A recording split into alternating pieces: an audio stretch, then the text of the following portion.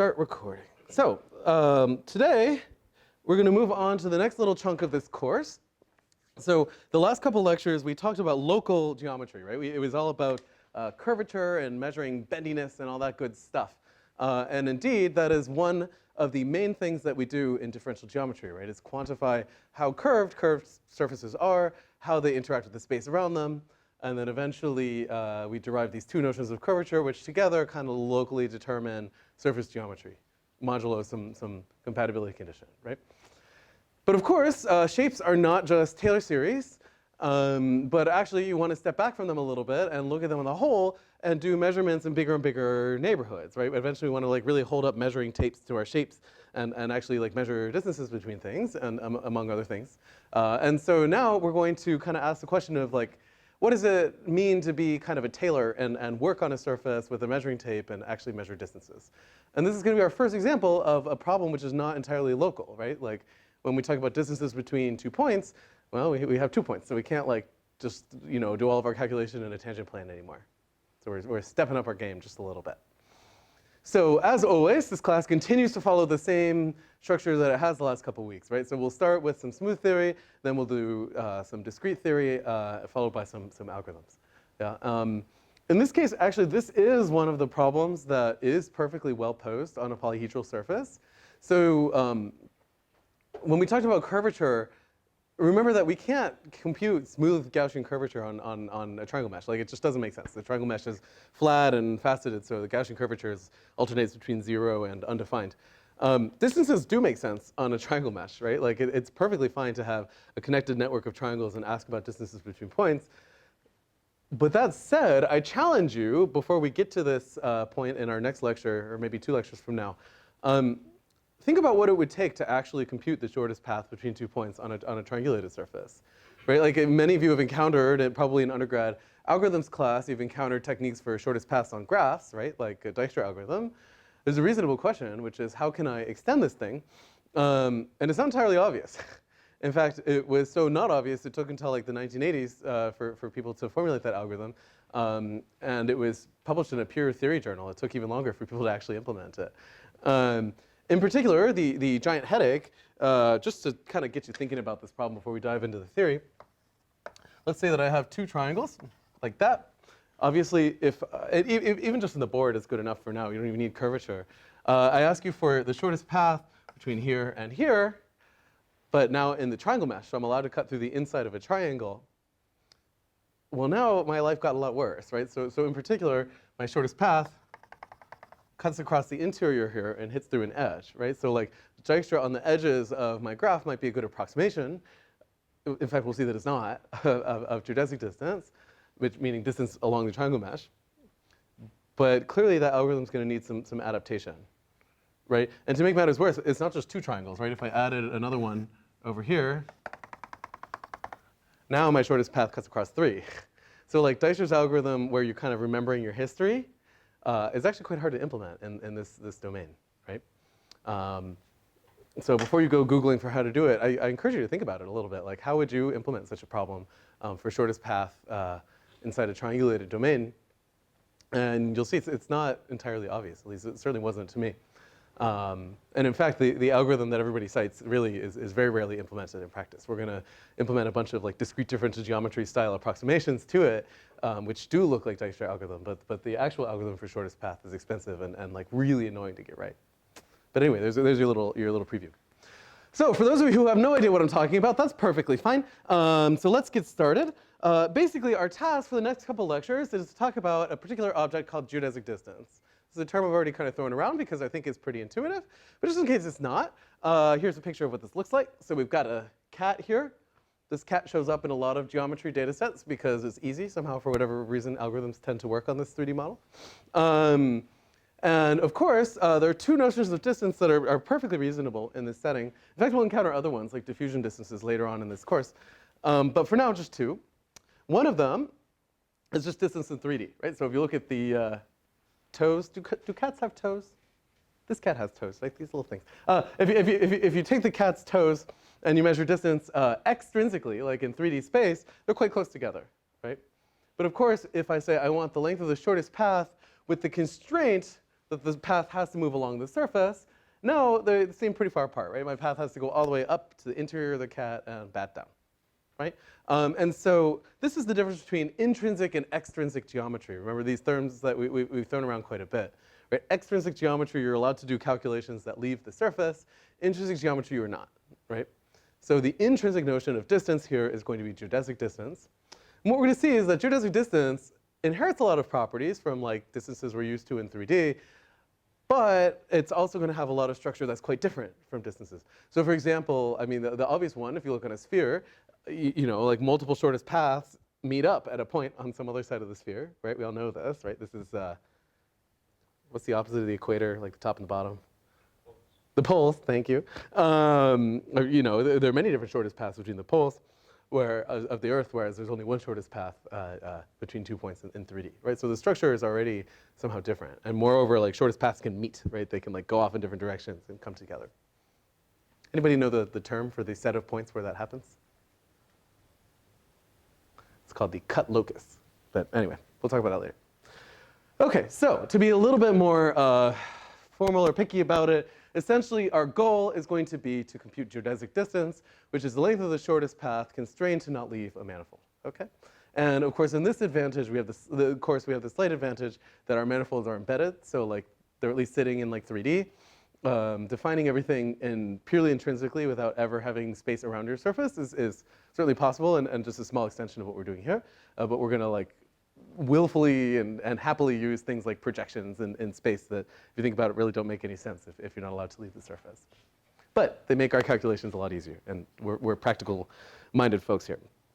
Now, distances, I mean, distance computation somehow feels like an easy problem, but the more that you look at it, the more complicated it gets. So, for instance, here's a cute figure from a paper many years ago. I love that for some reason they put a globe texture on it. I'm really not sure why. And so here we have 2 points which have these cute little flags on them. And the task is to compute the shortest path. And oftentimes when we think about shortest path, we think of the length of the shortest curve, but then in our mind maybe we have an intuition for it, where I take just an arbitrary curve from like the blue flag to the green one here, you know, and I tie them together with a piece of string, and then I start pulling the string tight, right? And then as I do that, eventually I can't yank it anymore, and that would be the shortest path. Unfortunately, that algorithm fails on this particular domain. So here we actually see 3 different paths, all of which are like sort of local optima of distance considered in that fashion, right? So all 3 of these things, if you put a piece of string along any of these 3 curves, you couldn't pull it any tighter. Like that's just as tight as it goes. And the basic issue here is that there's a topological obstruction, right? Like, for example, I think the clearest example is the green curve here, right? It's like literally looping around the handle. And so the more you pull it, the more tightly it winds around that handle. But somehow calculus, right, which is all about derivatives, can't see the fact that I need to cut off a piece of this curve and move it somewhere else in order to make it globally shorter. So in particular, in today's lecture, what we're going to see is that there's a distinction between something being a local optimum, right, like a locally shortest path, and a global optimum. So in today's lecture, we're mostly going to focus on local optima. Like what is a condition kind of inspired by calculus, which is going to tell us when a curve can't get any shorter. Notice that we have machinery from variational calculus to kind of help us with that. It's almost like I made you do 3 homeworks using that so that you'd be ready for this calculation. On the other hand, when we talk about algorithms, we'll mostly talk about globally shortest paths. So if you think of like Dijkstra's algorithm, that's a good example, right? Like it doesn't give you local optima. It just gives you like the length of the shortest path from the source, right? But it's important to call out that these are not the same. And this is a nice example why. Okay, so one reality check that I should also note, just again, these are all just things that are going to get you thinking about your problems. The algorithms we're going to talk about are not cheap. Like it's going to be like n log n or something in the number of vertices of our mesh to compute shortest paths or even approximate them. Whereas computing shortest paths between points in 3D is order 1 time. So oftentimes you look at your algorithm, you might kind of critically ask, like, do I really need this? And the answer is often no, even if it feels somehow more principled from a geometry perspective. But anyway, this is just a side note. Okay, so there are a lot of different queries to have in mind, or algorithms that we might try to implement on a piece of geometry that all feel the same, but we're going to see are actually quite different. I think they get muddled together in undergrad algorithms class because in that context they really are the same. But even there, you start to see some cracks in the facade. So in particular, we can talk about find me a locally shortest path, right? So like draw a curve and then find me the one that's sort of homotopic to it. Like in other words, you know, I kind of keep doing gradient descent on its length until I can't anymore, and then give me that thing back. There's a different one, which is single source all target. So just give me the length of the shortest globally path from a single source to every other point. Again, these are not the same. A third one might be multi-source. So maybe I want to do something like this Voronoi diagram on this bunny. So there I don't even care about big distances. I just want to know, like, among these 10 points, which one's closest to every location on the surface. And then finally, I call it the holy grail, but it's more like algorithmically annoying, but also people don't need it all that much. It would be all pairs shortest path, where like you want to be able to efficiently implement queries that, like, given any pair of points on the surface, give you their geodesic distance between them, right? That last one is kind of an understudied research problem, incidentally. You could imagine like amortized algorithms that try to help you out there, that like maybe you have put a data structure on top of that mesh to make that query faster later on. But it's actually a really tricky problem. There are very few papers out there. Yes? What are some possible applications of like all pairs? Of all pairs shortest path? It's a good question. I mean, sometimes it comes up in interaction a little bit, like you have the surface and then like, you know, somebody's editing it or something, and for some reason they want a shortest path. But it doesn't come up all that much. It's a good point. I don't know. We should look at the papers that propose these algorithms. And they're often quite heuristic. Like oftentimes they'll like choose a few landmarks on the surface, compute single source paths for those, and then try to kind of extrapolate or something. But very few have approximation guarantee to my knowledge. Yes? Can we use any of these methods to study the topology of the spaces? Yes, distances and topology are closely linked together. If you want to read more about that, I would take a look at like Morse theory and persistence as good examples of theory that help you with that kind of thing. To be the tiniest bit careful with Morse theory because these functions are often not differentiable. So like singular points are a little weird. But absolutely, distances and topology play together very nicely, and you can use one to sense the other. Yeah. Fantastic questions. Any others? Okay. Right, so we're going to continue on our broad discussion and then do some math. This is actually, I think, a little bit easier math than what we did last time. So just kind of foreshadowing, 'cause like I do want you guys to think about this problem a bit as computer scientists before we just go through the solution. Like how would you, given a triangle mesh, actually compute shortest path? I mean, the first thing you might think of would be to actually think of algorithms for computing the true shortest path, but then you run into this obstruction, which isn't a fundamental obstruction. This is not an NP-hard problem, but it is hard to think about. Like it requires its own specialized techniques. On the opposite extreme, you might say like, well, maybe, you know, I'm an applied guy, I don't really care, and it's good enough to just ignore the fact that there are triangles here and do shortest path along the mesh edges. And certainly that feels like a reasonable approximation because, you know, oftentimes it is. Remember in lectures like 1 and 2, we spent a lot of time talking about, you know, convergence and discretized theory versus discrete. Somehow you might think of that as like a discretized notion of geodesic distance, right? And remember, for discretized stuff, like what do we tend to try to verify? Like what do we want to know? Like what would be a reasonable question to ask? Yeah. As you increase the resolution as you go, it's That's right. Like if I add more and more triangles to this thing, does my length of my shortest path along this triangle mesh have to converge to the length of the true shortest path along the surface? Yeah, this is the right question to ask. And so as always, we can answer that. So what do we think? Let's take a vote. So like if I just do shortest path, you don't get to vote yet, I haven't asked. I know you have a question. If we just do shortest path along the surface and approximate that with just shortest path along edges of our triangle mesh, even if I you know, limit the aspect ratio of my triangles, I make them really nicely behaved, all the things, what do we think? Is that likely to converge as I add triangles? Okay. How about no? That's not going to converge. How about like, Justin, you need to stop asking me questions in class. I'm not going to do it. I've got this laptop in front of me. There's like Warcraft or whatever the kids play these days, and I'm really focused on that. Yeah, I'll catch you someday.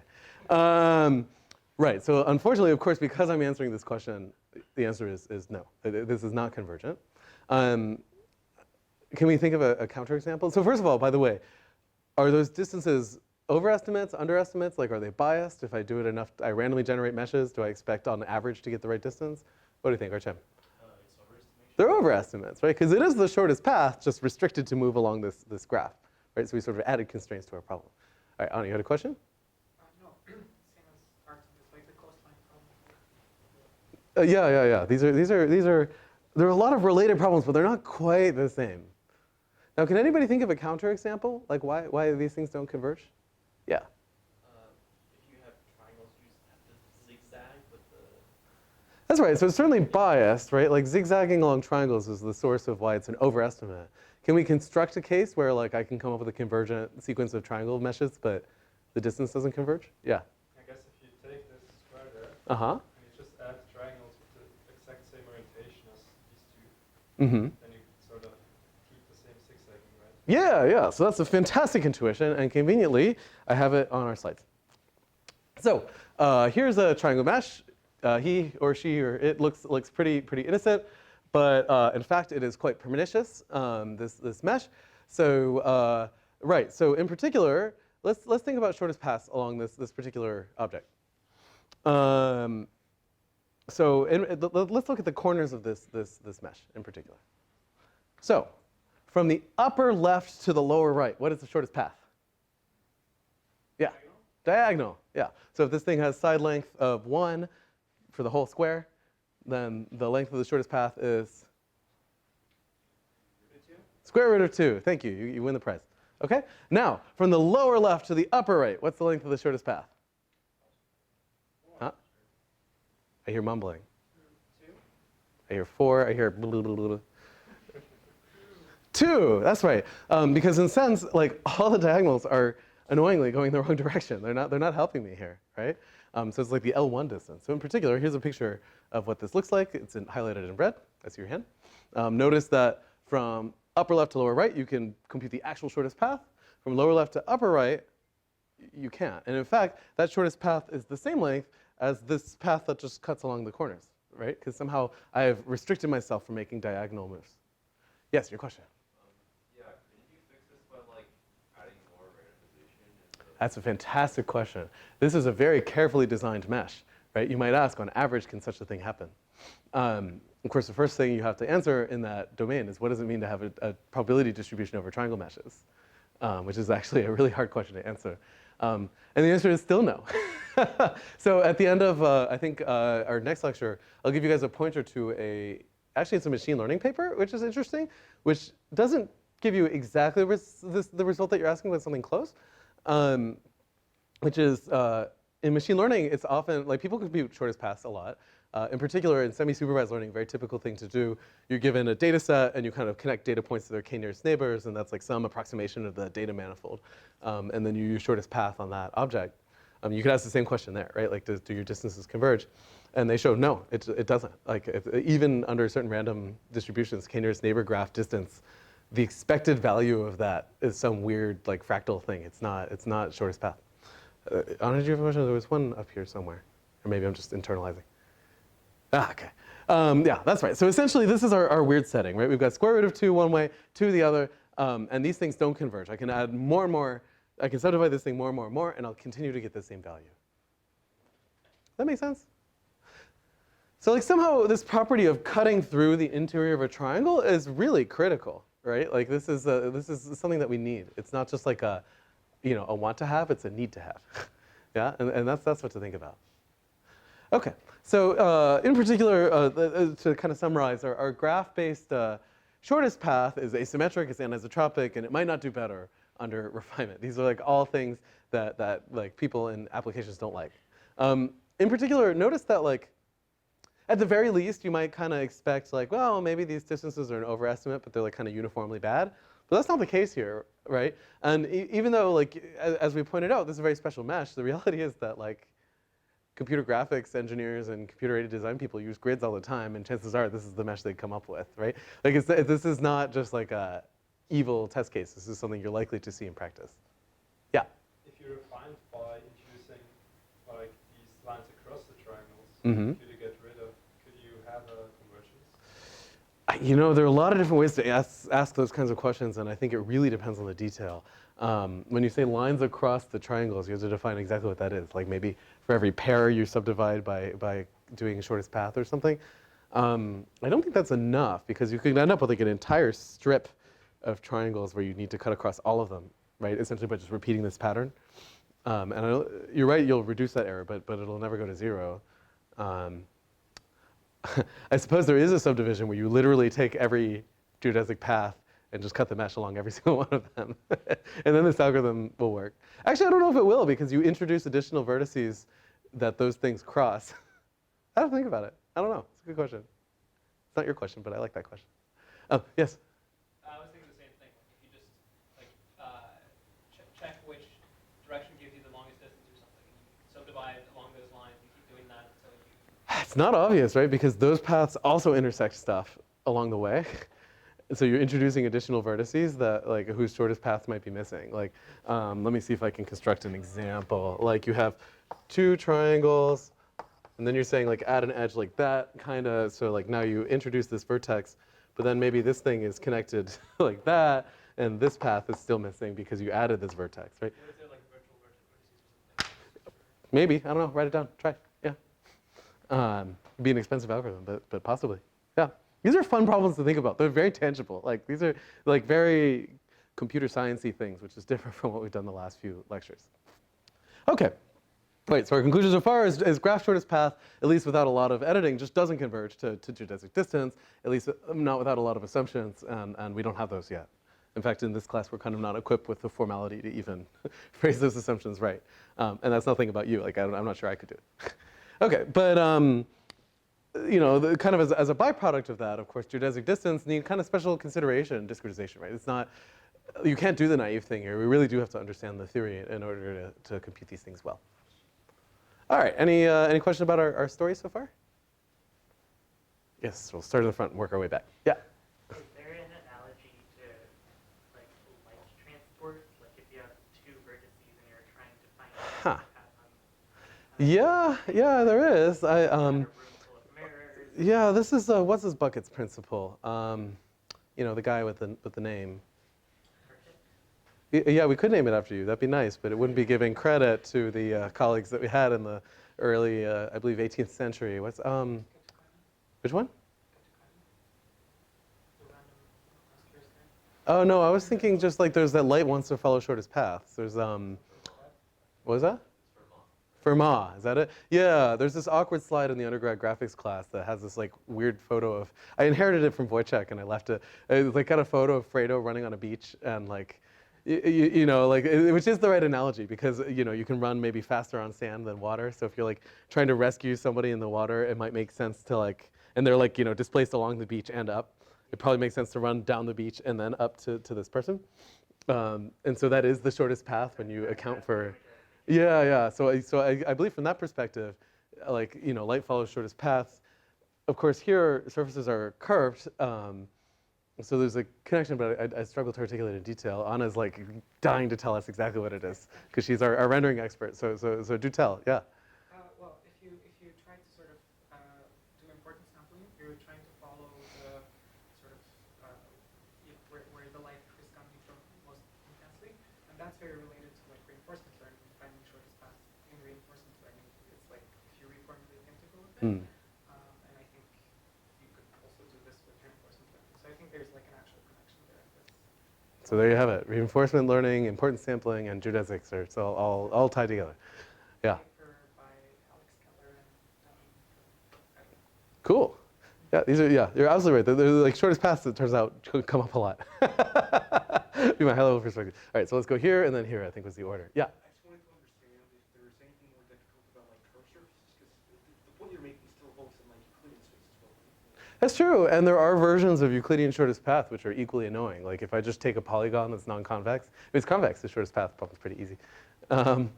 For a non-convex polygon, I can ask the same question, right? And I can even triangulate it and then ask that question. So curvature, we will see, will come into play. In particular, shortest paths can like join together at positively or negatively curved points. But it's less of an algorithmic concern and more like a numerical one. Yeah. All right, let's see. Yes. Oh, if you add the random edges, can you converge to a point where even if the actual distance is not correct, if you were to compare 2 distances, you would get the correct one with high probability is longer? Because there are settings I feel like where you mostly care about comparing distances. If you compare, meaning that like you can distinguish between near and far With like high probability. with high probability. My guess would be yes. I wouldn't know the right reference. Yeah, I mean, there are a lot. I know, like a lot of people, including myself, have written entire research papers proposing like easier to compute distances on surfaces or stuff like that, where like maybe it has a triangle inequality, but it's not the length of the shortest path, some other thing. And oftentimes, the kinds of theorems that people will prove is that like in small neighborhoods they agree, or in large distances they're the same, like that kind of thing.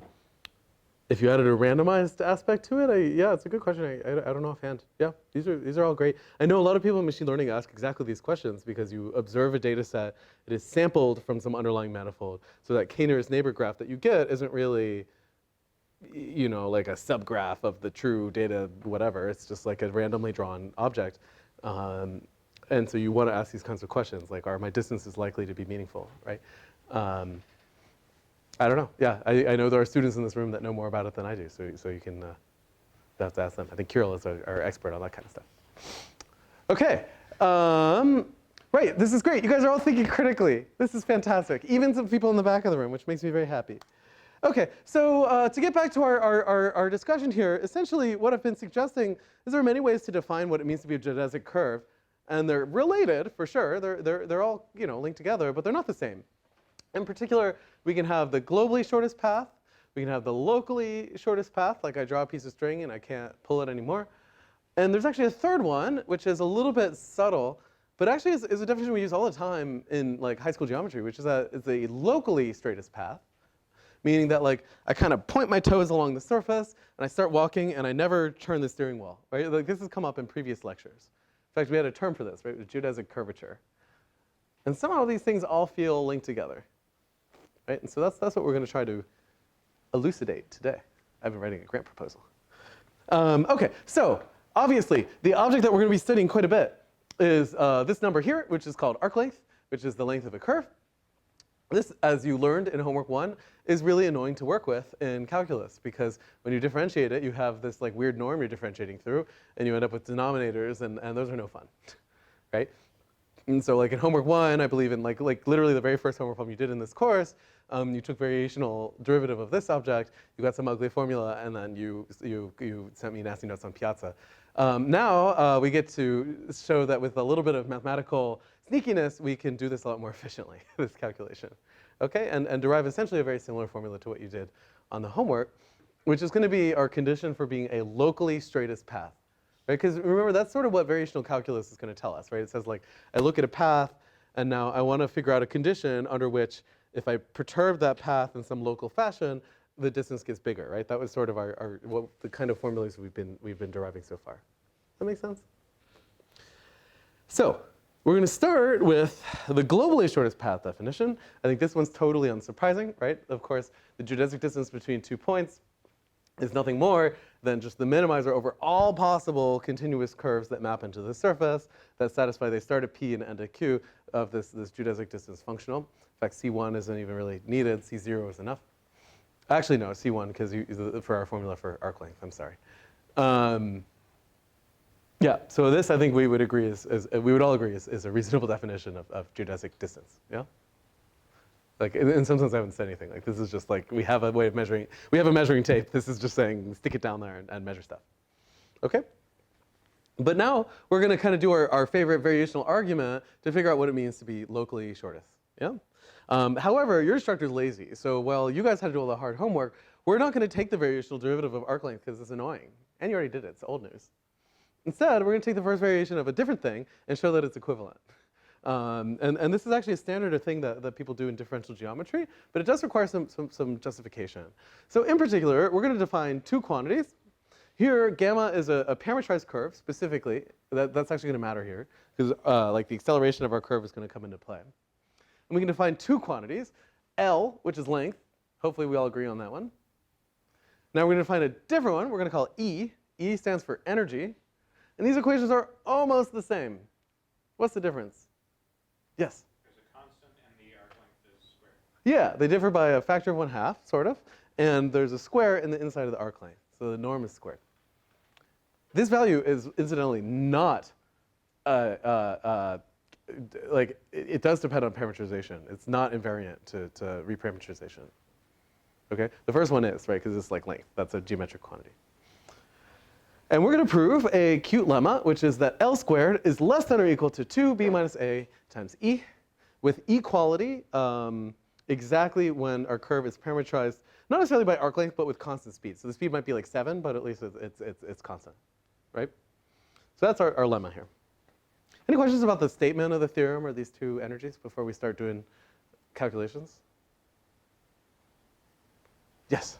I have like a very general question. Ah. So it looks like this energy, we probably came up with it just to find the local path, but it also like physically has the same meaning as just like normal energy, right? Oh, most certainly does not. I mean, in terms of length. It's, yeah, it's sort of closer to like a spring thing. Right? So if you want to get some intuition for this, like one way to think about it is like, if you think of your curve and kind of approximated it with like little segments, right? Then somehow the second energy is kind of like you had a bunch of zero length springs that you like tied together along your curve, and then the springs are all trying to tighten up. Then the first one is, you know, length.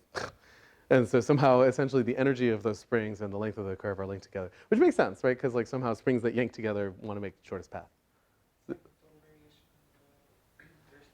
Yeah, it also is the difference between total variation and Durst energy. That's right. In one dimension, it turns out that they're closely linked together. In higher dimension, you'll see our argument doesn't work. Yeah, that's an interesting link. Yeah. Any other questions? I'm so glad you guys are thinking. This is so much better than like the last time I taught this class in that sad dungeon in the basement. Okay, cool. All right, fantastic. So let's do math. Okay. So in particular, we're going to need one very famous inequality from functional analysis. As inequalities go, I think this one is one that I'm willing to let you guys take on faith because it's very close to an inequality you already know. So let's say that we have two functions f and g, and they are functions from the interval a to b into just the real numbers. Okay? We can define an inner product. Remember, inner product is just like mathematician fancy language for dot product, sort of. I mean, the mathematicians are like cringing that I just said that, but it's good enough. Which we'll define to be fg with these little angle brackets, and this will be the integral from a to b of f of t, g of t, dt. Do you guys see how this is basically like a dot product between f and g? You know, dot product, you like take the values, you multiply them together, and you sum. Here we're just taking the limit and integrate it. Yeah? Any question? Cool. So there's a very famous inequality that always comes up when we talk about inner products. Everybody know the name of this thing? I know you do. Yeah. Cauchy-Schwarz inequality. That's absolutely right. Now, for my next trick, I'm going to try and spell it. So this is Cauchy. That part's easy. And then I believe there's no t, but I could be wrong. Cauchy-Schwarz inequality without a t. Okay? And in particular, what this thing says is that the absolute value of the inner product between f and g is less than or equal to the product of the norm of f with the norm of g, where the norm is defined as follows. So it's the squared norm is nothing more than the inner product of f and itself. Right? Notice that this notion of norm is exactly like what we do in Euclidean space. Yeah? So this is called the Cauchy-Schwarz inequality. We are just going to quote it here. You probably saw it in undergrad linear algebra for finite dot products. The infinite dimensional one's really no harder. In fact, specifically for this inner product, you can use the finite one to derive the infinite dimensional one because this is just a limit, right? But I digress. Okay, so this is going to be the inequality that we use. And in particular, we're going to have with equality when f and g are linearly dependent. Or a different way of phrasing this is when f is a multiple of g, a constant multiple of g. Okay? Any questions about this inequality? It's just saying that the inner product is upper bounded by the product of the norms. That's the wordy way of saying it. Okay, so essentially we're going to use this inequality to show this one. These are basically like one's a byproduct of the other. Okay? The question is, can I fit it in this like 2 feet that I have on this board? Probably not, but we're going to try. Okay, so just for variety and excitement, we're going to start with the right-hand side and work our way to the left. There's no real reason beyond that's how I derived it in my scratch paper like 10 years ago, and now that's what I'll do forever. So in particular, let's start on the right-hand side. We have 2b minus a times the energy of our curve. Okay, that's the right-hand side. We all agree? Okay, what is this thing equal to? Well, let's plug in our definition. So this is b minus a times the integral from a to b of mod gamma prime of t squared dt. Right, so here's just the definition of E, is all I did here. Okay, so now what we're going to do is continue to write successively stupider versions of this formula. That's our strategy for proving this inequality. We're going to write a bunch of things that feel very pedantic and goofy, apply Cauchy-Schwarz to that, and then undo all the goofy things that we did. Okay? So that's our strategy, is like be as pedantic and annoying as possible. So in particular, let's think about this quantity b minus a. And notice we want to apply Cauchy-Schwarz. I've given you this clue on your homework. So it might be useful to think of b minus a as itself an integral. And in fact, this is the integral from a to b of what function? The number 1. That's right. So let's write that. So in particular, this is the integral from a to b of 1 dt times the integral from a to b of gamma prime of t squared. Cool? Yeah, I warned you. This is going to get like successively goofier line by line here. Okay. So let's give an alternative expression for the number 1. In particular, this is 1 times 1, like that. Okay? I know, he's shocked, right? This is exciting. And similarly here, this is, of course, gamma prime times gamma prime. And notice, that looks an awful lot like a functional norm. Yeah? So in particular, this is, well, 1, this quantity here is the functional inner product of the number 1 and itself. Okay? And now we have to be, the notation here is going to get like mildly annoying, and for that I apologize on behalf of Cauchy and Schwarz, which is the following. It's going to get worse in a second, folks, so just get, yeah, I know, I see furrowed eyebrows already. So the function that takes in a t and outputs the norm of gamma prime at t is a function from scalars to scalars. Do we get that? So this funny notation here is in this case like trying to delineate like an entire function that inputs t, outputs this particular norm. And notice that that inner product is exactly this quantity here. So we've kind of forgotten the fact that gamma prime is a vector. That's like sort of irrelevant. We're just like taking this funny norm thing. Does that make sense? Okay. So now we can notate this thing even more goofy fashion. So this is the inner product of 1 in itself. So in particular, it is the norm of the function 1 squared. Yeah? And now, in case our notation wasn't terrible enough, this is the norm of the function that outputs vector norms. I apologize for what's about to happen on the board here, okay? You're not gonna like it. You're already feeling uncomfortable. You know where I'm gonna go with this, right? So it's like big norm of the function that takes in a t and outputs the norm of this thing. This is terrible notation. You should all be uncomfortable. This object is a vector norm. This object is the norm of a function. Does that make sense? Any questions? Archam, any questions? Anna? Functional norm, shouldn't it be like a square root over the integral to actually get the... Oh, that's right. So like the way that we defined it, notice there's a 2 here. It's a squared norm. I was just being lazy. You're right. So if you wanted, you could write it that way. Yeah. Any other questions? Yes. Yes, I should have a square. Thank you. Any other questions? Fantastic. Whew. So this thing is, of course, the product of the norms squared. I'm not going to write that down. Is that okay? Okay. But what do we know about the product of the norms? I see nods, but that's not a sentence. Like, I can't work with that. Greater than the norm of the, or the absolute value of the inner product? That's right. Thank you. Good. So this, by Cauchy-Schwarz, is greater than the following quantity. The inner product between 1 and this function that outputs vector norms squared. Notice I don't need the absolute value anymore because I squared, right? With equality, exactly when these two things are parallel to each other. And notice, when are these things parallel to each other? Like, what does that mean about gamma?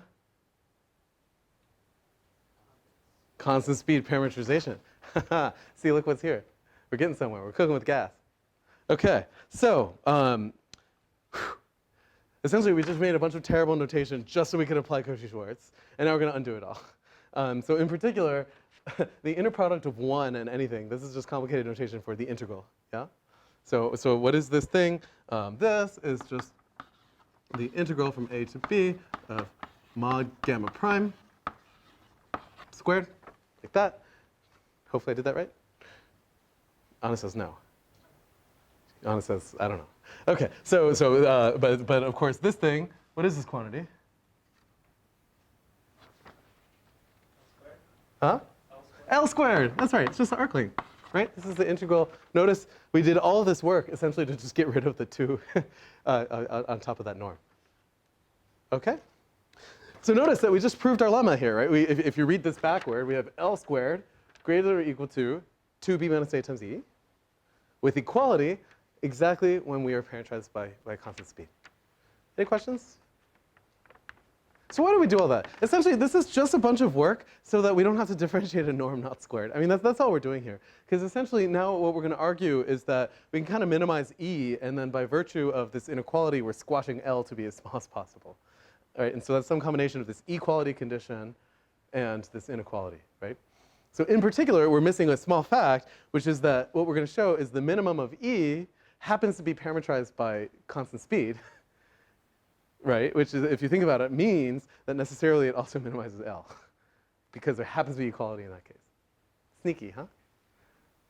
And the reason for that is the first variation of E is like a 5-minute calculation, and the first minute variation of L on your homework is annoying. That's essentially why we're doing all of this.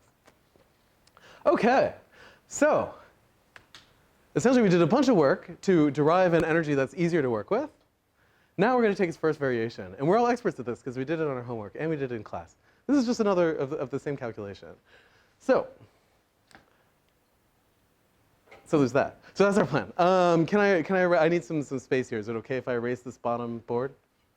Are we sure? We're going to lose some formulas here. Okay.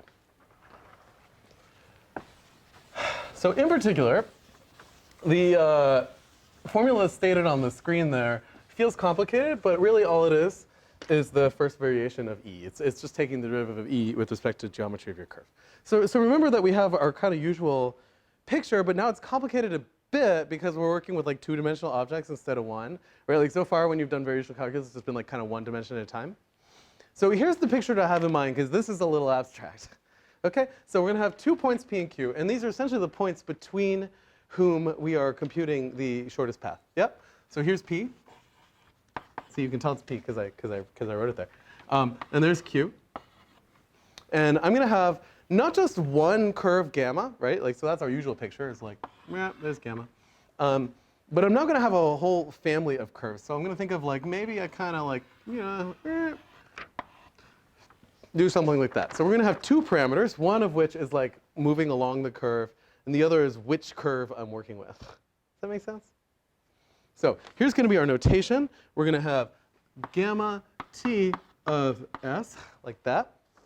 So we're going to think of t as picking out which curve we're moving along, and s as like how far along the curve we are. Does that make sense? So let's say that I have a particular point here. If I look at ds of this thing, what direction should it point in? Let's assume, yeah. Yes? Tangent, right? Because d over ds is the tangent of the curve, right? So it's going to point like this way, you know? So this would be like d gamma ds. Okay? And similarly, if I take d over dt, Now I'm like fixing my point, and I'm varying which curve I'm at, so we can think of it like kind of moving this way, d gamma dt. Notice in this picture they happen to look perpendicular, but that was just a byproduct of my drawing. It doesn't have to be the case. So does this make sense? I've got a whole set of curves that are varying along the surface, and I can do two things. I can either go to different places along the curve, or I can change which curve I'm looking at. And that's the difference between S and T. Okay. I know this is all abstract. If I were a better geometry teacher, I'd make fancy renderings of these things, but I just don't care about you guys enough. Okay, so right. So in particular, we are going to assume that gamma T of S maps from an interval A comma B into a manifold. You can think of that like a surface. If you want to be a fancy mathematician, you think of it like a manifold. It's all good. And that's going to be sitting inside of Rn. This isn't going to matter a whole lot. And in particular, we're going to assume three properties of this thing, which are going to be useful for the calculus we're about to do. Yeah, so the first one, gamma T of A, we're going to say is equal to P. So in other words, we're allowed to vary our curve, but for any T, the endpoints are going to remain the same. So like gamma T of A will continue to be P, gamma T of B will remain Q, like that. And we're going to make a third assumption, which isn't entirely necessary, but makes our calculation a little easier, which is we will assume gamma 0 of S is parametrized by arc length. Okay? It doesn't really make sense for it to be always parametrized by arc length, by the way. Notice I had to put a 0 here, because otherwise, like, I have this finite piece of string, and likely when I move the string around, I'd have to move the endpoints to you know, like I can't leave the endpoints fixed and vary the curve, because chances are the length is going to get longer. So we do make a conceit, which is for convenience, we'll parameterize by arc length at 0 and not worry about the other t's. Mathematically, I'll let you convince yourself why that's okay. Yeah. Any questions about our setup here? I think it's pretty intuitive. Like we have like one parameter family of curves. We're leaving the endpoints fixed, and we'll reparameterize so that at least at t equals 0, it's by arc length. Yes. So do we have to assume something about like continuity in T, or assume this? Yeah, we'll assume everything is differentiable in every input here. That's true in this class just by default. Yeah. Any other questions? Okay. Oh, this is also for all T. All right. So we're going to define a particular number, a function, e, little e of t, which we'll define to be the energy of gamma t, like that. This is only just to remind you guys that, like, at the end of the day, the energy is a scalar. So notice that, like, this function e just inputs a t and outputs a number. This is like the kind of function you're used to dealing with in calculus class. Notice that this is just another way to justify that same first variation we keep taking. Yeah? So, in particular, if gamma is a locally shortest path, then e prime at 0, like, so let's say that I'm going to start my sentence over. When t equals 0, if gamma is a locally shortest path, what should e prime of 0 be? 0, right? Because it's local minimum of this function e. Okay, so what are we going to do? We're going to compute d over dt of this thing, and we're just going to see what it looks like. Okay, so the same argument we keep doing, right? Like, yeah. Okay. Yes? What if it's a local maximum for L, but a local minimum for E? Such a thing happen? That's a good question. What do local maxima of L look like? So like L is like this, and then E is like this, and they're tangent. Well, so L and E sandwich each other, so it can't be that one's a max and one's a min. But what can happen is that E, maybe you could imagine it being locally maximum instead of minimum. You might remember that, like, E is related to the length of a curve. What would be a local maximum of length? Well, it turns out you can jam a lot of spaghetti into a bowl, you know, like, yeah, local maxima of length tend to not exist, right? There are objects like space-filling curves, which are essentially like infinity in terms of length, but take up a finite amount of space. So you're right to worry about it, but you don't need to worry about it too much. Yeah. Okay. In fact, I think even if there were a maximum, I would guess it would not be differentiable in any sense of the word. Okay, right, so we're gonna calculate a derivative. Let's do it. I'm tempted to have one of you guys come up here and do it, but I think that would scare the bejesus out of you. Okay, so in particular, let's compute d over dt of little e.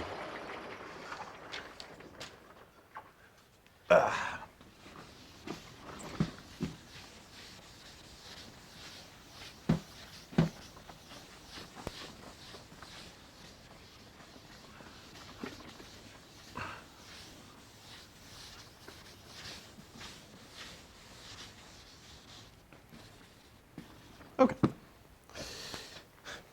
So in this calculation, we have two kinds of derivatives we have to worry about, right? Differentiation with respect to s and with respect to t. And somehow, like, one of them is a subscript, one of them is a parameter to a curve. So we're going to use prime to denote differentiation with respect to s, just to remember that in our head, okay? All right, so. And then I noticed the very first thing I did in my notes was e prime of t, which of course violates that. So anyway, d over dt of e of t. What is this thing? This is d over dt of big E gamma of t, like that. Right? We're just going to kind of unroll our definition so far. Okay, and what is this? This is d over dt of, I think there's a 1/2 in there, integral from a to b mod gamma t prime of s squared dt. Everybody agree with me so far? Okay. So as usual, we have a d over dt and an integral with respect to s. So I'm going to pass the integral under, or pass the derivative under the integral. Yes?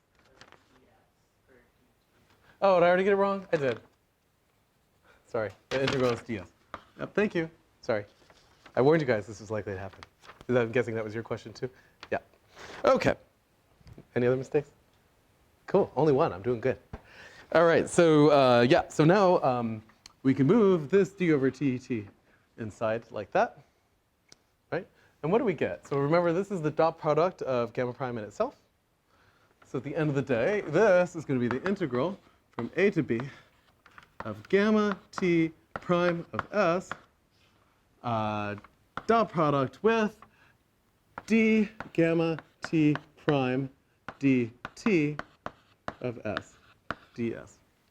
So notice the 2 and the 1/2 cancel. Cool? Just got to keep remembering the prime means d over ds. There's a universe where you just think of gamma as a function of 2 variables. It probably would make this argument a little cleaner, but I'm not changing now. We're in too deep. Okay, so right, so let's keep going. Now remember, in this class we basically only have like 2 or 3 tricks, right? we already used one of them, which is differentiation under the integral sign. What's going to be our next trick here? Integration by parts. Thank you so much. Yeah, see, it's always the same, like 3 things here. This is all of differential geometries. It's like 3 formulas over and over again. So that's exactly right. Kirill is right. We need to integrate by parts. In particular, there's only one integral here, so it's pretty clear. And notice there's a prime here. So maybe just for yucks, we move it over there. just because, you know, just for giggles. Yeah? So what's going to happen to our expression in that case? So first, when we integrate by parts, of course, we get a boundary term. So that's going to be gamma t prime of s times d gamma t ds, evaluated a, b, minus the integral from a to b of, I'm doing this without looking at my notes, so it's probably wrong, gamma t double prime of s d gamma t dt of s ds. Is that right? Yeah, that's right. Okay, so now let's simplify things. What can we simplify here? Yes? We can do a change of variables, but I don't think we're there yet. I think we can zero out a term. So in particular, let's think about this boundary. Remember that we leave the boundary corners fixed, right? Oh, did I screw up my? Oh, wait. Yeah, I'm sorry. That should be dt. Right? Because there's a dt there. I just copied it wrong. So now that I have not copied it wrong, what term do we think is 0? This guy, right? Because at the endpoints, right, that's where a and b are, there is no dt because they have to be left alone. Yeah? Sorry about that. All these proofs are finicky. There's like indices and letters and primes and things. This is why I didn't go into math. So kind of did. Huh. Okay, so what are we left with? We're just left with this interesting quantity. This minus gamma t double prime of s times d gamma dt. Okay. So we're going to make one more little adjustment to this formula, and then we're done. So in particular, right. So let's think about this quantity here, this d gamma dt. So remember what that is. That's like I attach like a little bead to my curve, and it's like moving as my curve, reshapes itself, right? So in particular, notice that itself traces out a curve on the surface, right? It's just a different curve. So in particular, can this thing have a component in the normal direction? I'm shaking my head because I'm anticipating the answer I hope you give. No, right? It can't, because gamma t as a function of t is also just moving along the surface. So in particular, this d over dt thing is in the tangent plane at gamma t of s of our manifold. Does that make sense? This is a tangent vector to our surface. That's what I'm trying to say. I see some puzzled eyebrows. Can't completely read it, to be honest. So d gamma dt, right? So that is like the vector that's pointing down up there. And what I'm arguing is that this is in the tangent plane to m at the relevant location, at gamma t. So let's draw a picture. So, yeah. So we have here's our surface. We've got P, we've got Q, we've got our curve. And our curve is kind of like deforming, like maybe it's doing one of these, right? Okay, so I've attached like a little point here, right? And what are the quantities? Well, there's gamma d double prime of s. We're going to worry about that in a second. But for now, there's this thing.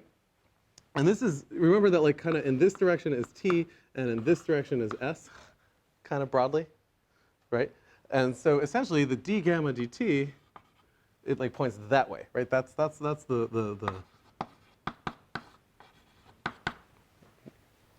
picture to have in mind.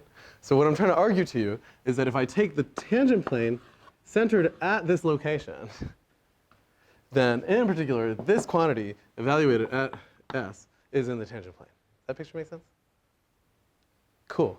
If you ever can't read my handwriting, you should just tell me it's fine. I have bad handwriting. The first time I taught at MIT, one of you people put in the course survey that I had serial killer handwriting, and I don't know what that means.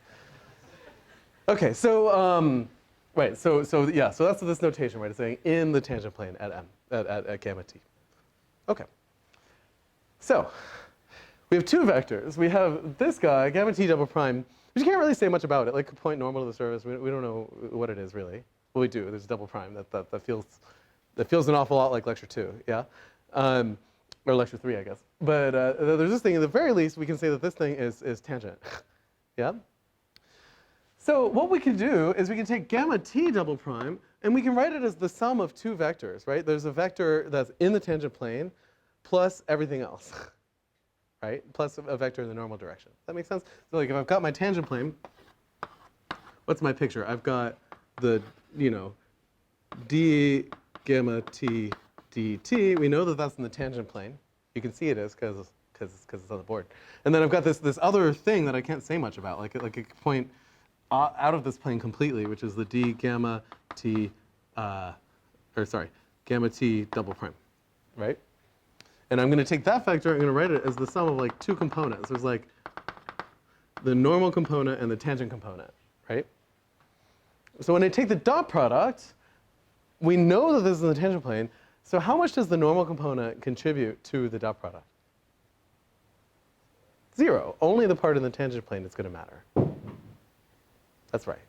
So in particular, this allows us to write the following. I'm going to write it down, and then we can continue to debate whether we think it's right.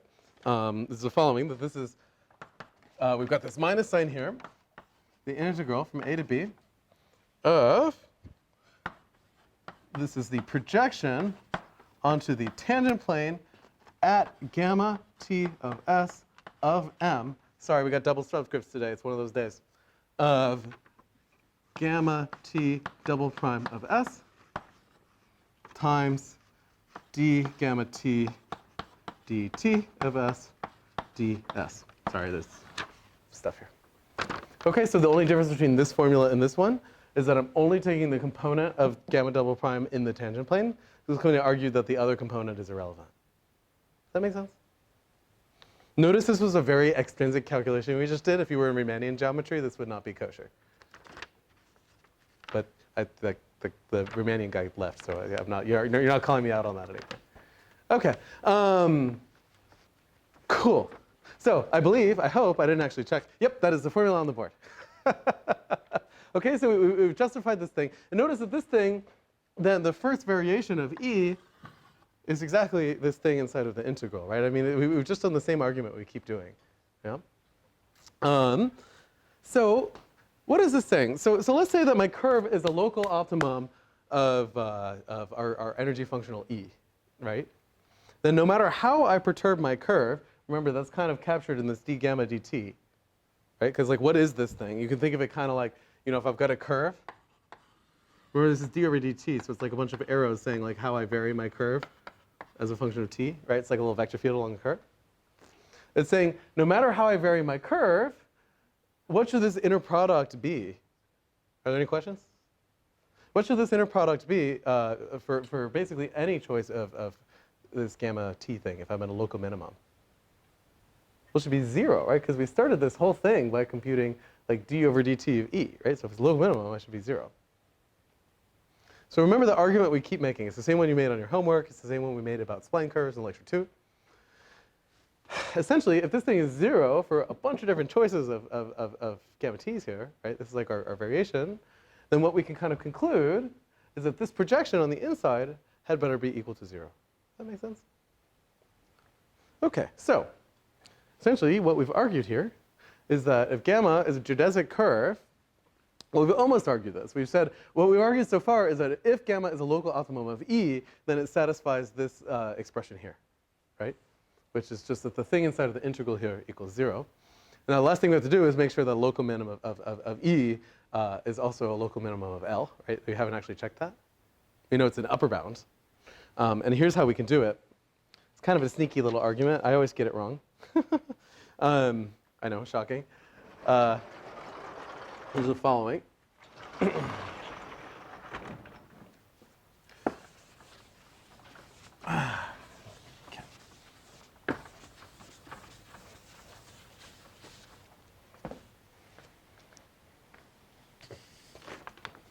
Right, so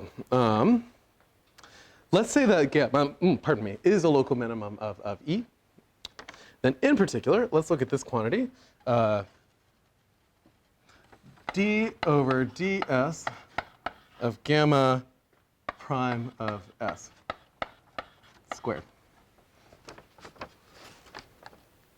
Cool, this is the thing. So remember, this is like the velocity along the curve, right?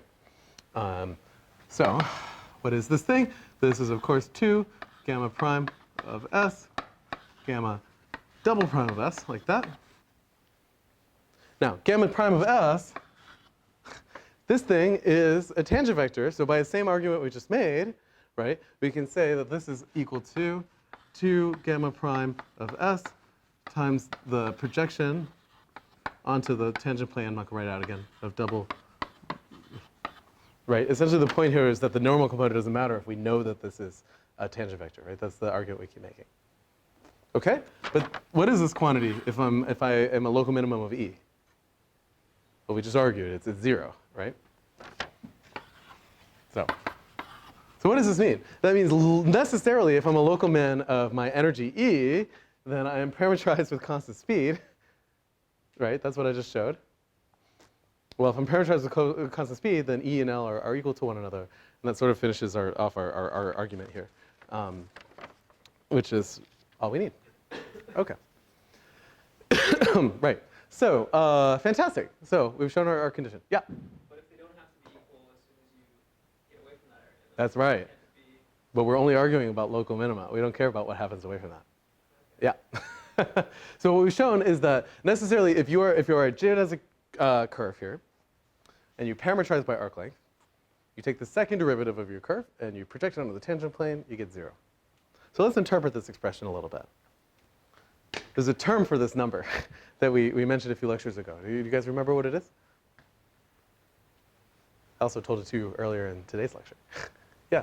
Geodesic curvature. That's right. So as a reminder, what we've learned here is that geodesic curves have 0 geodesic curvature. So let's interpret this a little bit more. Remember that when we talked about curvature of a curve, right, we looked at the second derivative with respect to arc length, and we kind of cut it up into different pieces, right? There's like, in general, what is the second derivative of a curve? Well, there's a second derivative due to just like jamming on the accelerator of the curve, like zipping along, and we got rid of that by parametrizing by arc length. But then there are still 2 components of the second derivative, and they correspond to basically the tangent of the surface and the normal, right? So before, when we were measuring curvature, we were concerned with the normal component of the second derivative, right? That's what we used to calculate curvature of the surface in different directions. Yeah, this is, hopefully sounds familiar, right? That was the shape operator.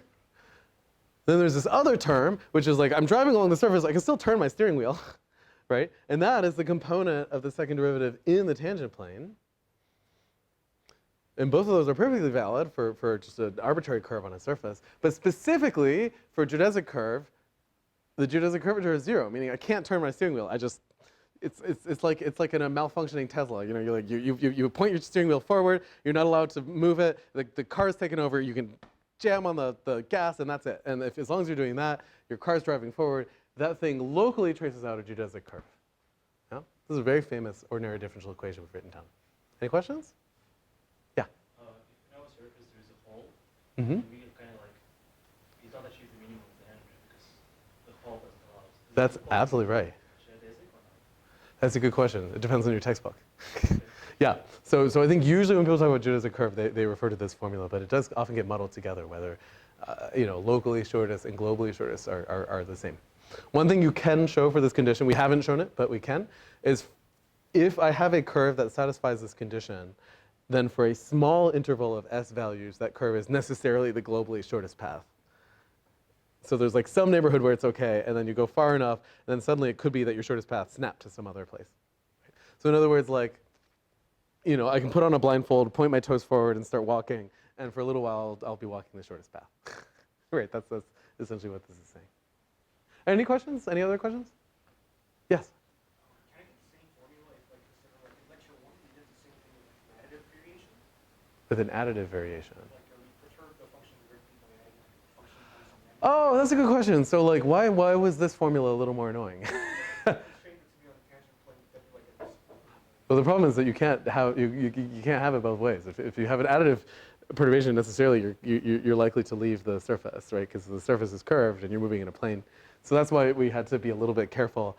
We have this one parameter family of curves, but we say for all of those curves they move along the surface. So we can't just like have a plus sign anymore. Yeah. I guess you could on a Lie group if you wanted, but we'll save that for another day. Any other things I can answer with like mysterious buzzwords from areas of math we haven't invoked yet? Cool. I think at the end of the day, the nice thing is that this is a really intuitive condition, right? It's just saying that like a shortest path locally is one where you don't turn the steering wheel, right? I think essentially all these formulas in elementary differential geometry, like it's easy to get caught up in the symbols, but the reality is that like they're quite intuitive, and you should always step back like 100 feet and look at a formula and say like, what is this telling me about life? Yeah, and that's what this thing's telling me. Now, kind of related to the questions that we've been getting from a few of you guys, there's sort of 2 perspectives. If I reverse engineer this formula a bit, and I say like, well, what if I define this? I say this is the defining formula of a geodesic curve. Then I can sort of define 2 different computational problems that are almost the same, but not quite. Right? So in particular, we can have an ordinary differential equation. Notice that this is an ordinary differential equation, right? It's the relationship between the derivatives of gamma. A simple one, but it is. So I could ask 2 things. One be a boundary value problem, where I'm giving gamma 0 and gamma 1, and I want to find a curve that satisfies this ODE. That's kind of an annoying problem to solve. That's like the global version of this problem a bit, although local optimum will still satisfy this condition. The other one is this initial value problem, which is what I've been referring to, where I kind of like, instead of being given 2 endpoints, I'm given a single endpoint and like a tangent vector, and then I just start walking. And I can use like a differential equation solver to trace out a shortest path. Does that difference make sense?